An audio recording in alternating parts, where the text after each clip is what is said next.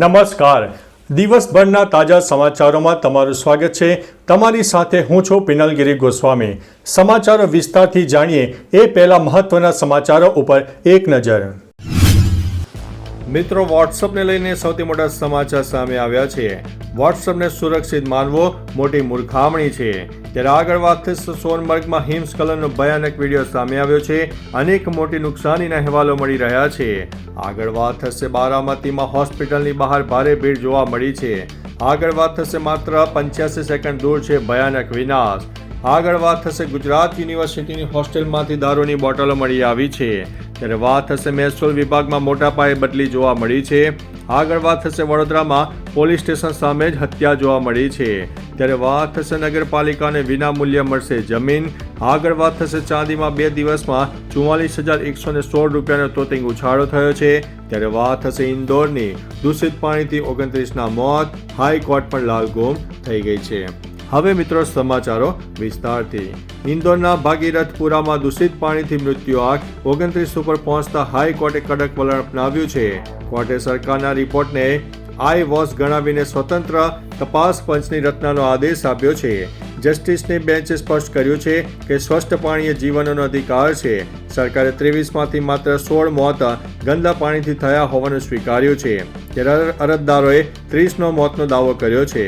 ગઈકાલે વધુ એક વૃદ્ધનું મોત થયું છે. અન્ય મહત્વના સમાચારની વાત કરીએ તો ચાંદીમાં 2 દિવસમાં 44,116 રૂપિયાનો તોતિંગ ઉછાળો જોવા મળ્યો છે.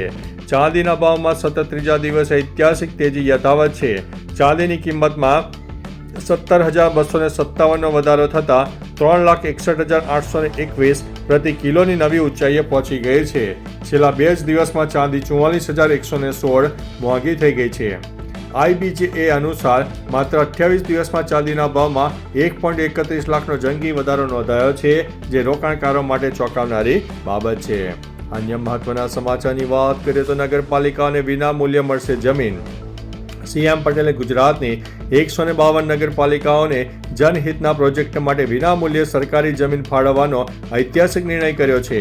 હવે fire station, water treatment plant અને આંગણવાડી જેવી 11 પ્રકારની સુવિધાઓ માટે જંત્રી કે બજાર કિંમત ચૂકવવી પડશે નહીં.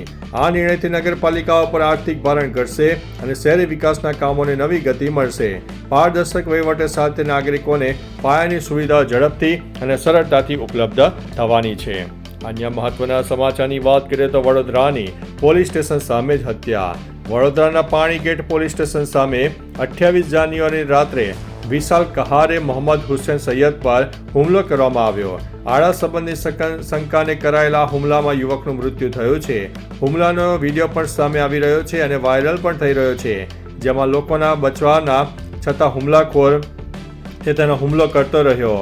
પત્નીના પૂર્વ પતિ સાથેના વિવાદમાં આ જંગ ખેલાયો હતો. અન્ય મહત્વના સમાચારની વાત કરીએ તો મહેસૂલ વિભાગમાં મોટા પાયે બદલી. ગુજરાત મહેસૂલ વિભાગે વહીવટી પ્રક્રિયાને વેગ આપતા 145 નાયબ મામલતદારો અને 207 મહેસૂલી તલાટીઓની સામૂહિક બદલીના આદેશ આપ્યા છે. વડોદરા, રાજકોટ અને જૂનાગઢ સહિતના જિલ્લામાં મોટા પાયે ફેરફારો કરવામાં આવ્યા છે. લાંબા સમયથી એક જ સ્થાને ફરજ બજાવતા કર્મચારીઓની વહીવટી જરૂરિયાત મુજબ બદલી થતાં તંત્રમાં નવી ઉર્જા આવશે. આ પ્રક્રિયાથી સરકારી કામગીરીમાં ગતિશીલતા લાવવાનો મુખ્ય હેતુ પણ રાખવામાં આવ્યો છે.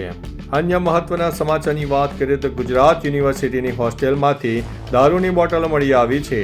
ગુજરાત યુનિવર્સિટીની હોસ્ટેલમાં 24 કલાક સિક્યુરિટી હોવા છતાં દારૂની મહેફિલો જામતી હોવાનો ઘટસ્ફોટ થયો છે. 27 જાન્યુઆરીની રાત્રે હોસ્ટેલના D બ્લોકના ધાબા પરથી વિદેશી દારૂની ખાલી બોટલો મળી આવતા ચકચાર મચી ગઈ છે. અગાઉ શિક્ષણ મંત્રીની મુલાકાત વખતે પણ આવી ઘટના બની હતી. તંત્રની ગંભીર બેદરકારી સામે આવતા હવે સત્તાધીશો અને સુરક્ષા એજન્સીઓ સામે સવાલો પણ ઉઠી રહ્યા છે.